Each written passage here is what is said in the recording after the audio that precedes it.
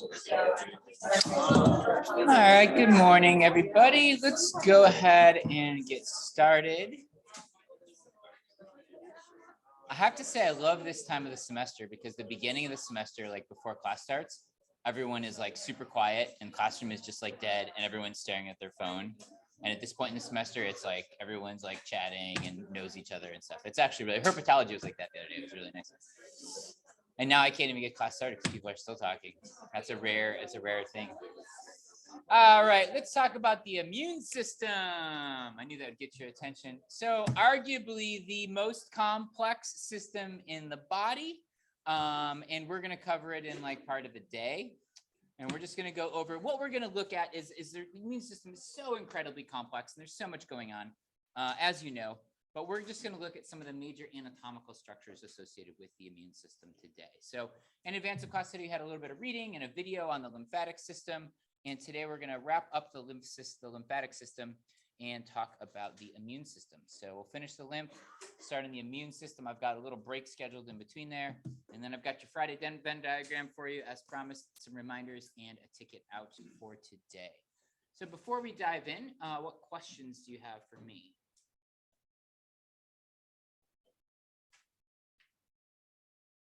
Cool. All right.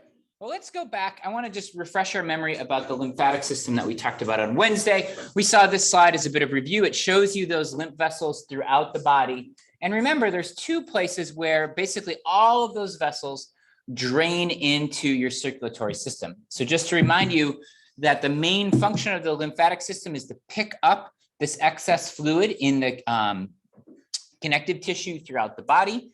With that fluid, it also picks up large molecules, proteins, bacterial cells, viruses, etc. And it's a one-way street that delivers all of that back to your circulatory system in one of two places that are in veins very close to your heart. And so the lymph system is found throughout the body. It's bringing that fluid back. And we have this series of vessels that do this, that are collecting all of this and bringing that back to the bloodstream. Now, I want to talk in just a tiny bit more detail about those vessels. Remember that the largest of these vessels are referred to as, or the second largest of these are referred to as trunks, and then ducts are the largest. And what you'll see here is a diagram with the number of the larger of these structures in the thorax region. Now, I'm not going to ask you to memorize all of these. The names of all of these. I do want you to know the general path of the lymph, of course, and know that ducts are the largest, and ducts are where this lymph is dumped into the circulatory system. The takeaway message here is I want you to notice the structure of these lymph trunks, in that they basically accumulate smaller and smaller vessels, form larger and larger vessels, and that importantly, they run parallel to the blood vessels in the body. Oh, here we go. We've got some guests in the room. Hey guys, what's up? I'm going to pause your lecture for a second and just say hi to folks coming in. There should be enough seats. And if you guys want to sit in the back, maybe a couple of you in the back row would just move down one row so you feel less alienated and more welcome. Or you can sit, I mean, if you want to just go for it, you can sit in front too. It's up to you. Just don't sit in Sarah's seat. She'll have it out with you. Sarah, oh, I was actually kidding, but it looks like that could happen. Sarah, you can sit up front today. We saved this one. Casey said she wanted to sit there. Yeah, welcome, guys. So I should just give a quick explanation for why we have four additional people in our class today. You all are visiting students from the area thinking about going to Ohio Wesleyan. Is that correct? Cool. All right. Now I'm going to totally put you on the spot, and let's just give us your name and where you're from real quickly, just so we are familiar with you. Can we start over here? Ethan from Columbus, represent. Okay. I'm Abby. I'm from Marion. Abby from Marion. Okay. Marion. Oh, that's just north of. Okay. You guys are right in the area. Okay. Mansfield. That's right in the area too. I don't know Ohio very well. Mansfield's close. An hour north. So it's like past Marion. Okay. Cool. This is really good. The class is supposed to be human anatomy, but it's really a lesson in Ohio geography. Oh, they are? Like opposite, like culturally, or just like geographically? Like they're totally opposite. Okay. Mansfield, like northeast. Okay, I gotcha. Okay. So Kelly, Abby, Ethan, and I'm Elizabeth. I'm from Mansfield. Mansfield. All right. Do you guys know each other? Yeah, we go to the same school. Oh, no kidding. In Mansfield? Yeah. Right on. Cool. All right. Well, welcome to the class. So just everyone in the class, they're coming in prospective students looking to check out how it was. They want to sit in on a lecture and they really want to learn about the immune system. So here they are. So just be nice. And if you guys have any questions about Ohio Wesleyan, student culture, or anything, everyone in this classroom, I'll vouch for them. They're super cool. And so they can give you honest and appropriate answers. You guys are chuckling like that's not true. Okay. All right, back to human anatomy. So we're talking about the lymph system here. The takeaway message is that these vessels, by and large, run parallel. Here you see veins and also run parallel to arteries. So basically the lymph system follows the same path as the arteries and veins. But remember, it's just this one-way street that brings all that lymph up to those ducts where it drops it into those veins.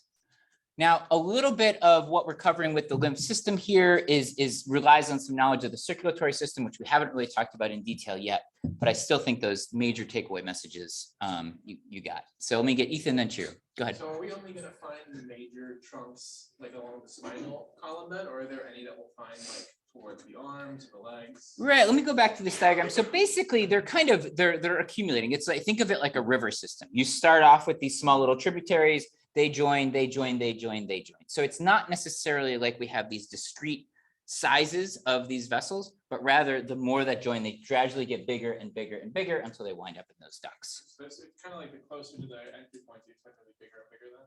Closest to the entry, the closest to the ducts you get. Yes. Yes, exactly. Yep, true. Could you go to that next slide for a second?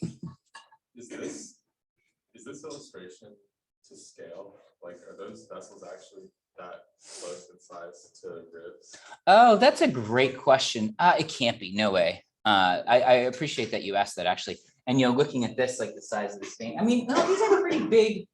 I mean, this is your superior vena cava, right? That's a pretty sizable vessel.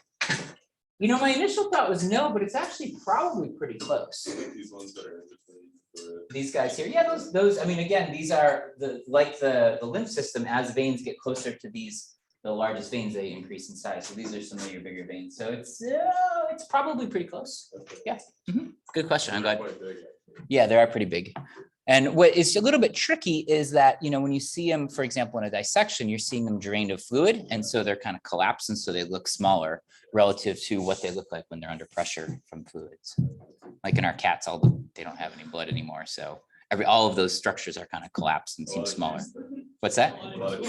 Yeah, they do have a lot of, yeah, that's unfortunate. Not necessarily in the blood vessels where you want it though. Just kind of, yeah. Go ahead, yeah.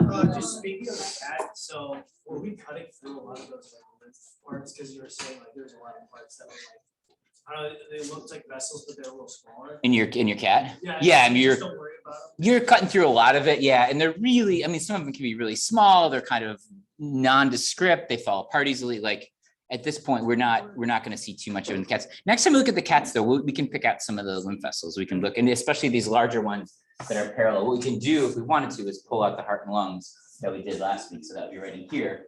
And then we can try to find some of these larger lymph vessels behind it. And then also, is lymph more of like a yellowish color? It can be, yeah, especially that lymph that's directly from the small intestine that's kind of fatty. Can kind of be milky white, kind of cloudy color. Yep. Okay. Welcome to class. You got a seat there? Yeah. Cool. You're up in the second row. Great. What's your name? Natalie. Natalie. Nice to meet you. Are you from Mansfield? You're not? Okay, that's cool. Still cool. Where are you from? Dayton, Ohio. Dayton. Okay, cool. Welcome to class. Dayton's even farther away, right? It's like 2 hours away, hour and a half-ish. Okay. Dayton's cool. I've never been there. Carroll High School. Carroll High School. Private. Okay. Interesting. All right, so we got Dayton, Mansfield, Marion, and Columbus. Not long, too long. I don't know. 2.5 years. This is my third year at OWU, and so I moved here in the fall of 2019. To my credit, like most of the time's been under COVID, and we like didn't get out much or do anything. So. Wait, where'd you move from? France. Yeah. Yeah, we lived in France for 2 years. You said, yeah. So yeah, no. And then, yeah, that's another story for another day, but yeah, France. I literally was like expecting you say like one state over. No, it was a big change. France and Ohio are different. You're not from France, though. I'm not from France. No, I should be clear. I'm not French. I just lived in France for 2 years before I came here. How much bill are you from? I'm okay. I can get by. Can you teach it? Because we need more French teachers. Oui, je peux. Peut-être. All right. Does anyone know French? A little bit? A little bit. C'est dommage. A little bit. Do we really need more French professors? Yeah, I could not. No, I would not be able to teach it. I didn't actually realize that. That's pretty.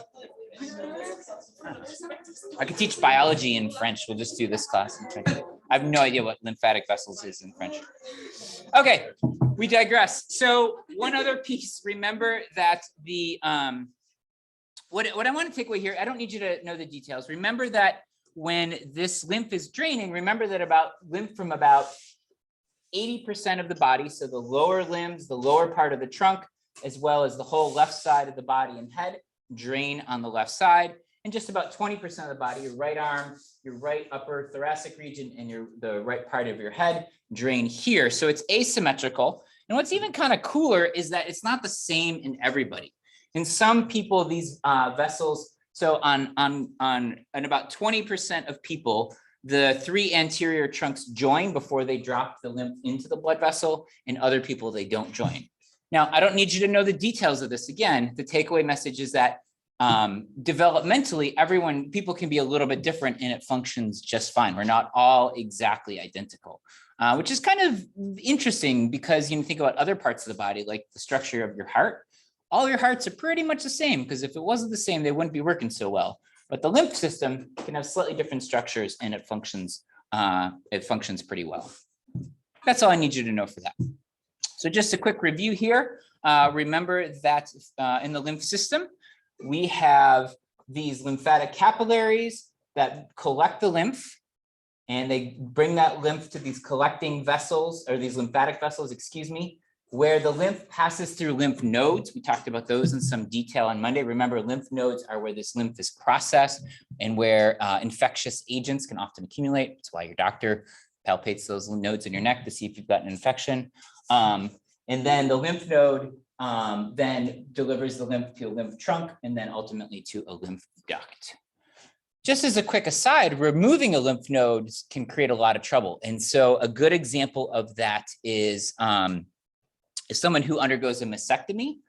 Often in the past, when people would have a mastectomy, they would remove basically all of the breast tissue, but a lot of the surrounding tissue, including lymph nodes, because lymph nodes can actually accumulate cancerous cells as well. So what would happen in those cases is if you had all those lymph nodes removed in the axillary region right here under your armpit, that all the lymph from your arm essentially would reach a dead end and wouldn't have anywhere to drain. And you could get severe edema, which could be very painful in your arm, where basically your arm swells up with fluid because your blood vessels are still delivering blood there, but you don't have this lymph to remove that excess fluid. And so your arm could swell. Now, over time, these lymph passageways and the lymph nodes can actually regenerate and you can get that lymph circulating again. But that takes some time. And in the interim, it can be a very painful, and in addition to the trauma of a mastectomy itself, you'd experience the painful edema of the arm. Your arm is swollen because those lymph nodes or the lymph vessels don't have anywhere to bring the lymph, essentially. So to summarize, the function of the lymphatic vessels are to return this excess fluid to the bloodstream, also leaked proteins to the bloodstream. There's those specific lymph vessels called lacteals, remember, that are associated with the small intestine that deliver fat directly from your digestive system into your circulation. Awesome. And finally, we have these lymph nodes that are important for filtering the lymph, processing it, and fighting disease. And these lymph nodes are, in these lymph nodes is a whole bunch of immune system cells, white blood cells, that we're going to talk about in just a minute here when we get to the immune system. That's all I want to cover with the lymph system. Again, we'll just go and do a general overview here. Questions before we transition and talk about the immune system? So the last place blood goes before it gets to the heart is the lymphs, or do they go back to the veins? Ask again, Dan. The blood, when it gets filtered, it goes to the veins first and then to the lymph nodes. The blood does not go through the lymph. Say, Yeah. like, it's the- okay. Yeah, the blood is filtered in the kidneys, which we haven't talked about yet. So, I mean, the lymph nodes, there are blood vessels in the lymph nodes, but that's not where blood is. Blood is not filtered in the lymph nodes. Lymph is filtered in the lymph nodes. I Yeah. think I was meaning like, so the liquid that's from the blood goes to the lymph, back to the. The liquid, some of the liquid in the liquid from the blood goes to the tissues where it nourishes specifically in the loose connective tissue that's surrounding your different organs, et cetera, et cetera. And most of that fluid then gets soaked back up by the veins and then delivered, keeps in the circulatory system, but not all of it. And that excess fluid gets mopped up by these other lymphatic vessels. And slowly all the liquid gets filtered to. Hopefully, most all of it gets back into circulation. And if you don't, what can happen is you can have, if you don't have enough fluid in your blood, you drop your blood pressure and your circulatory system basically fail if you don't have enough blood. That's why you hear about someone dying from loss of blood, or after you donate blood, you might feel dizzy or something like that because you're basically short on those fluids. And so your body can have enough fluid in it overall, but if that fluid is in this interstitial space and not in your circulatory system, well, that's not going to help you. That's going to be bad news. Yep, good questions. Yeah. All right, let's talk about the immune system now. Okay, I'm just going to give a gross overview of this. The whole point of the immune system is that it recognizes foreign molecules and destroys them. Basically, it's trying to keep your body's cells safe from other agents and especially other cells or viruses that can injure those cells. And it does this through a couple of different ways. It has specialized cells called macrophages and then specialized cells called lymphocytes that fight infection. And so we have what's called the general response and then an acquired response. I'm not going to get into too much detail there. The takeaway point is that part of the immune system just fights anything it thinks that isn't you.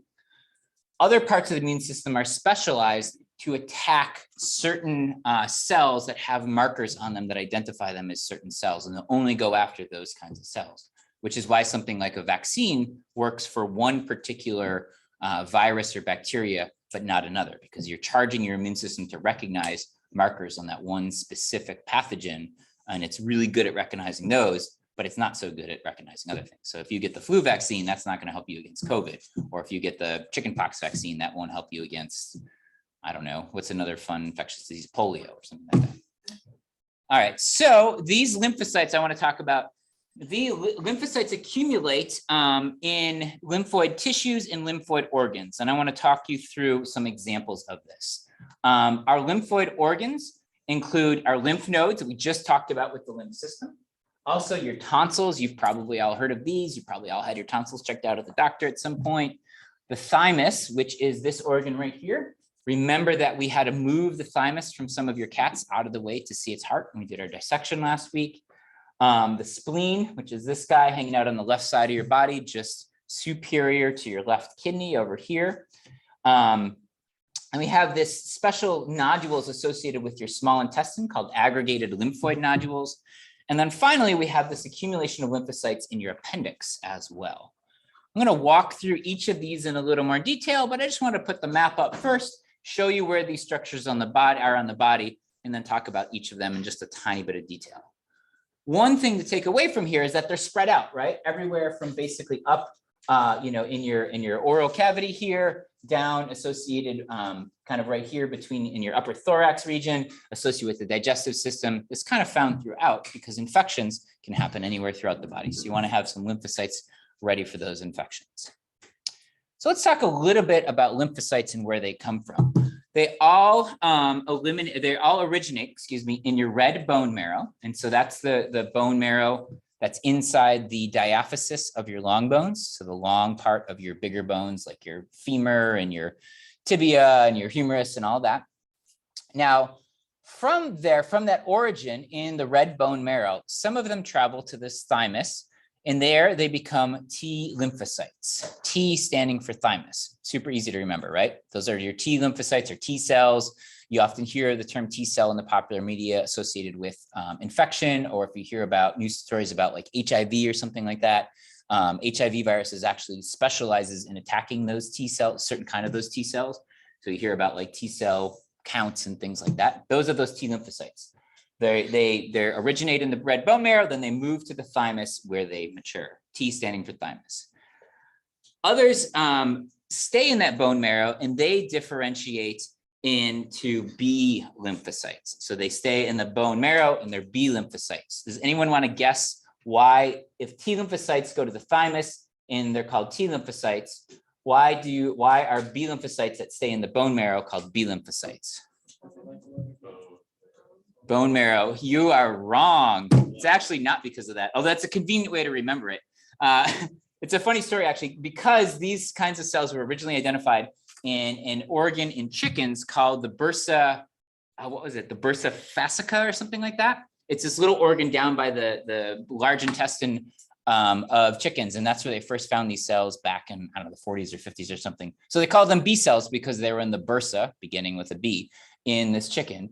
And later it turns out that they actually, in humans, they mature in the bone marrow. So it's rather convenient that it's called B, but it's not the reason. I just like that story. Okay, so lymphocytes start in the red bone marrow. Some of them go to the thymus, some of them stay in the red bone marrow to mature. So know that the thymus and the red bone marrow are your primary lymphoid organs. That's where the magic starts. And by magic, I mean the science of your immune system, the opposite of magic. If I was to categorize any of your body systems as magical, I think it would be the immune system. Do they teach you about the immune system in Mansfield? Do they teach you about the immune system in Mansfield? Yeah. You did learn about it in high school biology? Which course? So, Anatomy class? Oh, you took anatomy in high school already? Yeah. Oh, cool. So you know those stuff already? I learned it, I wouldn't say I know. I'm taking it right now. And I don't think Yeah. we went through all the other systems. We're at the nervous system. The nervous. Okay, cool. We just did the nervous system a couple weeks ago. Huh, interesting. I never had anatomy in high school, so I'm always kind of excited when. How many of you, just out of curiosity, how many of you took anatomy in high school? Really, that many? Huh. We didn't have. I don't. Maybe we had it. I might have slept through it. I didn't say that. Just kidding. Kind of.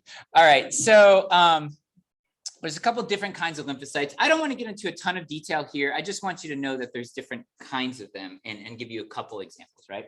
The first is we have these cytotoxic T lymphocytes that attack foreign cells and they bind to the antigen bearing cells. So they basically recognize foreign cells or they recognize cells that have been marked by the immune system for destruction. And what they do is actually really cool, is they basically release these molecules that perforate the cell membrane, so that lipid bilayer of the cell they're trying to attack, and then they release signals that forces that cell to undergo apoptosis, which is cell death, basically. So they basically reach around this thing, break its membrane, send some signals inside and say, hey, you die.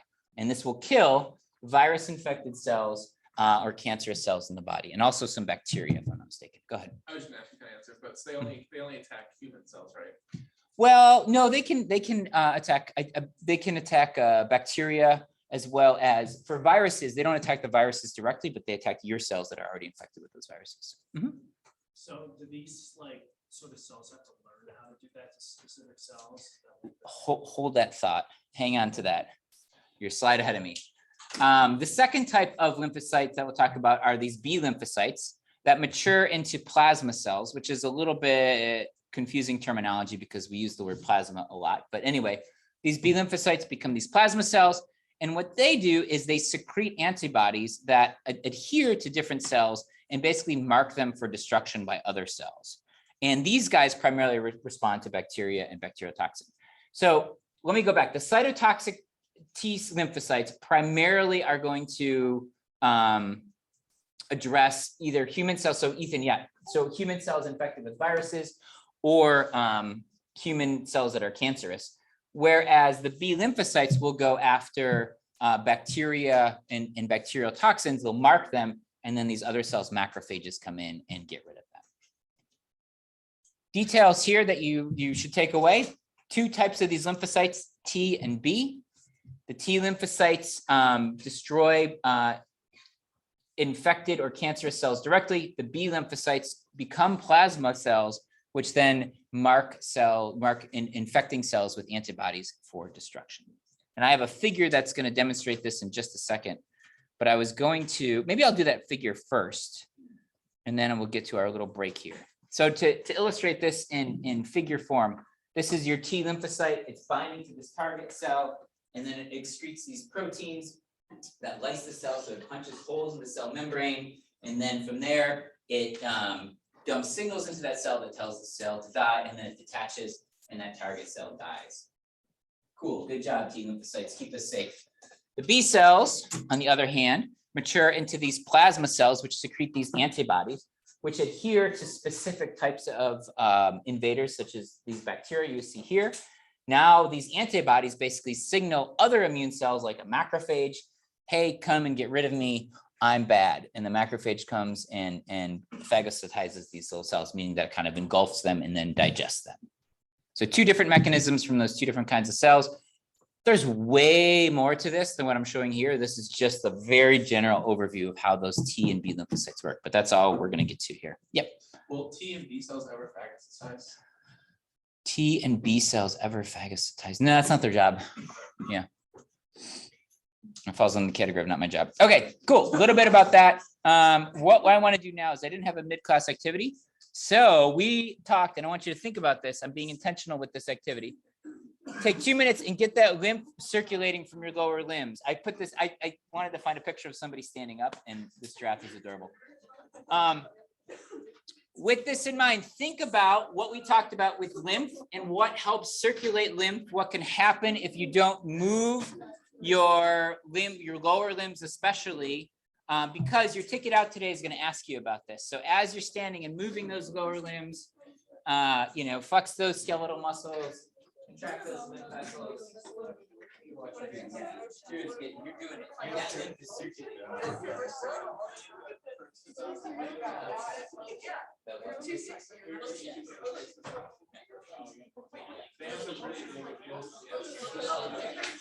They're like overall signs for reinflammation. But they use what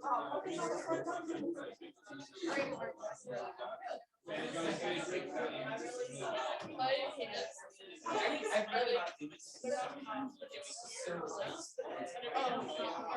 Oh yeah, they break it down and they have like this whole diagram about maximally cells and main function and like tertiary functions. But even then they're like just really simple. yeah, exactly. And this is just a very general overview. I have a question. So, when we're here, what is those like pockets right there? Because they're like those, whatever, are the same. When after, you mean with a mastectomy or just like as they have cancer? I think like after the mastectomy, because my aunt talked about that stuff, and she just said like right here was really tender all the time. Yeah, because those lymph nodes can become infected with cancer cells as well, because the cancer cells can travel through that lymph very easily, and then they basically accumulate. I don't know all the details, but that's the I basic. figured that was what it was. I mean, I didn't know at the time, but now it's like talking about it makes more sense.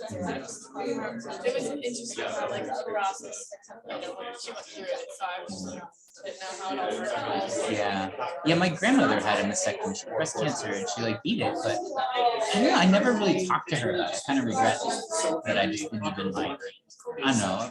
I just didn't like even ask her questions about how She's very open about it. Yeah. I think it's kind of nice, it's like, yeah, I haven't had that kind of situation in my family in a while, so Right. we didn't know about it. She was just like, yeah, I don't mind the questions. Yeah. It wasn't like the stage where her life was very at risk. Right. It was more just like she got rid of it. Yeah, good for Which is her. good, yeah. Yeah, good for her. Yeah, has it been like 5 years is like what they say? She's been, yeah, about 5 years. That's great. Yeah, that's when you're considered like officially like clear of it. It doesn't come back up to 10 years. Good for her. That's good to hear. All right, guys, now that you watch this baby giraffe try to stand up 10, 20 times, let's go back and talk about the immune system. All right, so just picking up where we left off, this is review, but in diagram form. We have these primary lymphoid organs, the thymus and the red bone marrow, and then we have these secondary lymphoid organs or lymphoid tissues. I talked about a little bit earlier, and I want to talk about some of these in a little bit more detail. So let me walk through this. Again, we have both T and B lymphocytes are the precursors to those cells are from the red bone marrow, and then they go to either they stay in the red bone marrow or move to the thymus where they mature. And what they do, what I mean by maturation is they develop immunocompetence. So they develop the ability to attack these invading cells or pathogens, and self-tolerance. They need to know what to attack and, importantly, what not to attack. There are many, many disorders of the immune system whereby the immune system is attacking stuff that it shouldn't. Everything from the myelin surrounding nerves in something like MS to, there's a huge variety of the immune system overreacting, and that can be a huge problem. So part of the immune system is learning what to attack and what not to attack. These immunocompetent lymphocytes then leave the thymus and bone marrow, and they circulate through the body, and they, what I'm calling seed here, these other lymphoid organs. They basically move to those organs, and a bunch of them accumulate and hang out. Then when they're active, or where they become activated when they detect a molecule that is going to activate them called an antigen. At this point, they're no longer what's called naive lymphocytes.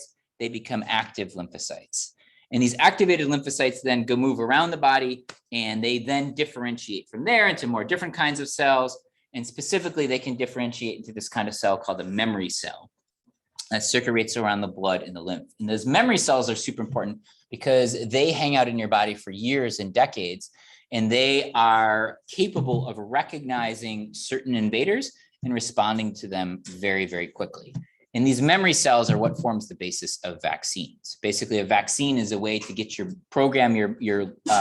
immune system, bless you, into creating a bunch of memory cells for a specific pathogen. And then those memory cells hang out for years and years and years. You can lose some of them over time. That's why you need things like boosters or things like that, like tetanus, right? That's a bacterial infection. You need a booster, I think, every 5 or 10 years. I don't remember what that is. Because over that time, you lose some of these memory cells, but they do hang on for a very, very long time and provide, what happens then is those memory cells are circulating. And as soon as they detect this antigen from the specific antigen that they're looking for, it sets off this very rapid and extreme response. And so that's why when you're vaccinated with something, that doesn't mean you're prevented from that pathogen coming into your body. It just means that your body is ready to fight it off as soon as it does. Question, Brooke? This might not do anything with these, but I was wondering if the B lymphocytes are kind of like what is attacking in rheumatoid arthritis. Good question. So rheumatoid arthritis is a great example of an autoimmune disorder where your immune system basically attacks the tissues around your joints, as opposed to other forms like osteoarthritis, which is when those joints like physically degrade, like the cartilage degrades. What immune cells attack that? I don't know off the top of my head. Yeah, it's a great question, but I'm not sure. I'm thinking through it. I'm not going to speculate a guess. Yeah, I'm not sure. That's a good question. Yeah, Ethan. Am I wrong in remembering that like only like 10% of lymphocytes make it through maturation? I don't know what the percentage is. Yeah, I'm not sure. But a lot of them are filtered, right? Some are. I don't know the percentage though. I can quote it to you off the top of my head. All right, let's talk about this lymphoid tissue. Most of the important lymphoid tissue occurs generally in 2 areas. One is in something called MALT. One of my favorite acronyms. We don't use a lot of acronyms in human anatomy, but this is the mucosa-associated lymphoid tissue. So simply put, this is lymphoid tissue that hangs out in association with mucosa. So mucosa meaning like mucous membrane, so something like your small intestine, right? Also associated with your urinary system, your respiratory system, the digestive system, etc. Then we also find this lymphoid tissue in all of the lymphoid organs I mentioned earlier, with the exception, weirdly, of the thymus. And I'll talk about why the thymus is an exception. So again, these are places where these mature but inactivated lymphocytes go to hang out and basically be ready. And I'm going to show you some of these places on a diagram here in the next slide. I'll just show you now. So here's the list of all of these secondary lymphoid organs where these lymphocytes accumulate. The tonsils I mentioned earlier. I'm going to talk about the thymus in just a second here. I'm going to skip it for now. The spleen, these lymphoid nodules, and the appendix. So let's kind of work down this. I'm going to start talking about the thymus. As I mentioned earlier, this is where those immature lymphocytes develop into T lymphocytes. The thymus is also importantly an endocrine organ. We haven't talked much about the endocrine system, but it's derived from epithelial tissue, as are all of your endocrine organs, and it secretes something called thymic hormones. Give me 1 second here. We don't need to worry too much about that aspect of it right now. I just want you to know that it's also an endocrine organ. What's interesting about the thymus is that it's most active in your childhood and then basically loses functionality as you age. And as you age, not necessarily like being elderly, but it loses something like 80% of its functionality by the time you're like 20, and it actually shrinks as well. So going back to your cats that you saw in dissection, some of you had larger thymus to move away from the anterior of the heart to reveal the heart than others. That's probably, I'm guessing, has to do with the age of your cat. The younger cats had a bigger thymus. The older cats had a smaller thymus. I'm going to talk about the structure a little bit, but I don't really need you to worry about it. Let me think about this, what I want to cover here. Let's not worry about the detailed structure of the thymus here. It has two primary layers, the cortex and the medulla, but I don't want to get into that today. I want to kind of just talk about the bigger ideas. What is important, though, is that the thymus differs from these other lymphoid organs in two ways, that it functions strictly for lymphocyte maturation. And so that means that these mature lymphocytes don't then go back to the thymus and hang out there. Once they are mature, they leave the thymus and that's it. So the thymus isn't a site where these active lymphocytes are hanging out. Also, in contrast to your other lymphoid organs, it arises from epithelial tissue, as I mentioned, as do all of your endocrine glands. And so we can see an image of the thymus here. It's just here in the the superior region of the mediastinum. Remember, the mediastinum is this cavity basically in between your lungs where you have your trachea, your heart, your thymus, etc. Here's the details. Yeah. And so let's see. By the age of 20, it loses about 80% of its functionality. By the age of 40, has about 5% left. So yeah, my thymus is super crappy. Sorry to break it to you. This is a good story about French and the thymus. I'll share this one. So the word for rice in French is riz, R-I-S. And I was at this super fancy, I think it was like a Michelin star French restaurant once, and it was super good. Yeah, the food there is great. And I was trying to figure out what to get for an appetizer. And there's a lot of words in the menu that I didn't know. And there was something for an appetizer that said riz. And I was like, oh, that's rice. I'm going to get that appetizer. We'll see what it is. And then it came out, and it was this weird, like kind of mushroomy textured, kind of earthy flavored, kind of chewy thing. I wasn't sure what it was, but I was like, I don't eat it. It's a fancy French restaurant. And it was really good, but weird. I was with a friend and he was like really skeptical. He's like, why are you eating that, dude? I was like, well, I'm not going to eat it.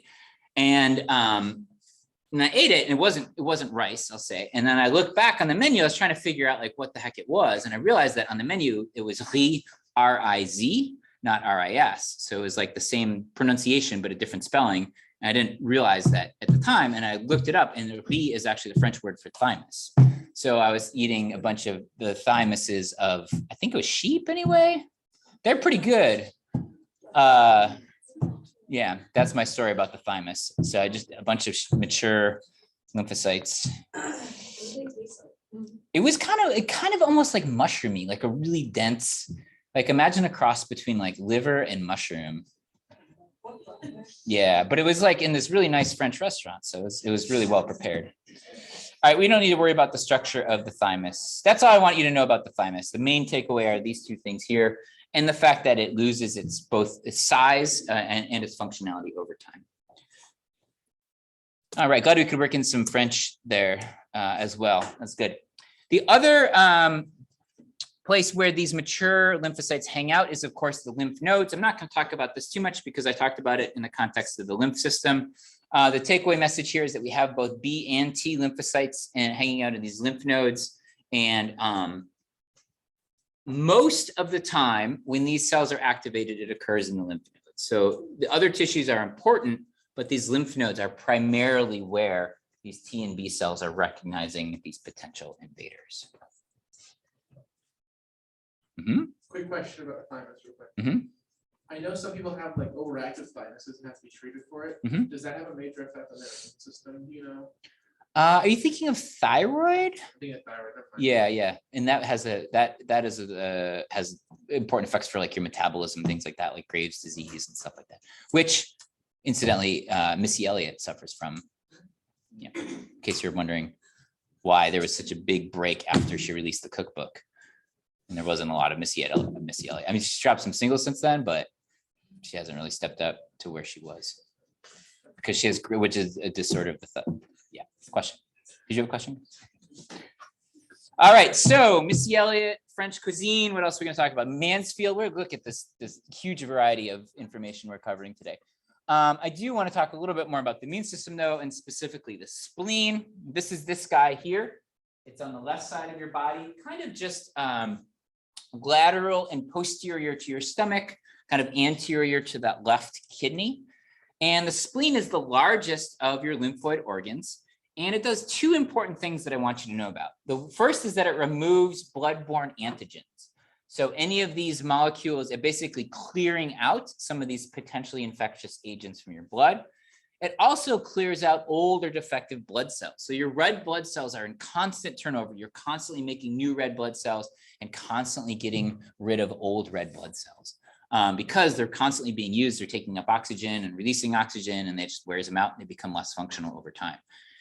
Incidentally, in case you're wondering why your pee is yellow, that's because as those red blood cells become non-functional, they're processed and they're removed, and one of the proteins that's a byproduct of digesting those red blood cells is yellow. And so that's why almost always your urine is yellow, because you're constantly turning over those red blood cells.